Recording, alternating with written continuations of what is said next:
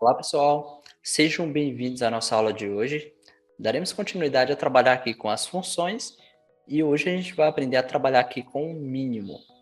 Bom, para isso, vamos entender um pouco mais a fundo como funciona a função mínimo. Vamos entender a sintaxe dessa função.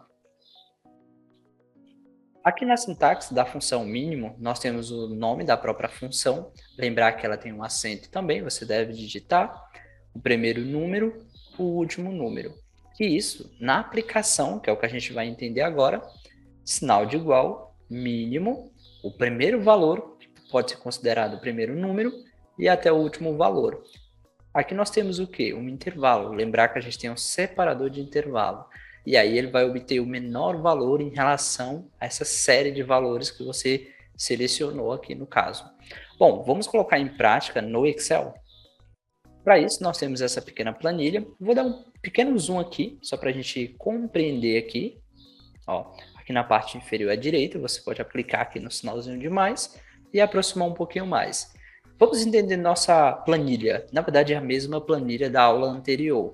A diferença aqui é que a gente vai obter o menor valor. Então, para isso, vamos aplicar aqui a função mínimo, sinal de igual, lembrar do acento. Eu sempre falo em relação ao acento, porque senão, quando você digita, ó, olha o exemplo aqui, ó, eu vou apagar. Aí você coloca o i. E aí aparece outras funções que começam com o i. E no momento que você quer usar a tecla Tab, é importante que você digite o acento, depois o i, e ele já lista todas as funções que você tem essa estrutura, no caso aí com o próprio acento. Lembrar que como a gente está trabalhando aqui com o mínimo, a gente tem a variação aqui, e a gente vai usar essa opção que está acima. Então, aperta a tecla Tab, seleciona o intervalo do primeiro ao último valor. Nota que nós temos aqui a estrutura completa, do B4, dois pontos, separador de intervalo ao B9. Não esqueça de fechar o parêntese e dar um Enter. Lembrar que se caso você não fechar o parênteses, ele vai fechar para você.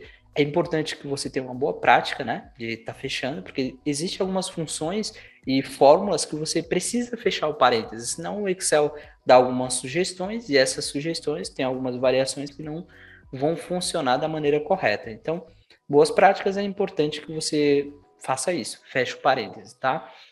Bom, como a gente está trabalhando aqui com uma função, o que você pode estar fazendo? Você pode estar alterando esses valores aqui e verificando se realmente a função ela está funcionando da maneira correta, né?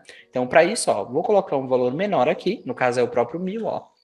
Nota que ele já encontra. Se eu colocar um valor menor ainda, ó, nota que ele vai atualizar. E se você clicar aqui dentro, em cima da função, nota que já está selecionada aqui, na parte superior, na barra de fórmulas, que é esse local aqui, quando você clicar aqui na parte superior à direita, você vai perceber que ele mostra o local onde está a função, que é essa área verde, e o local aqui, ó, que está em azul, isso aqui é a estrutura da função. Então, do primeiro ao último valor, nós temos um intervalo aí.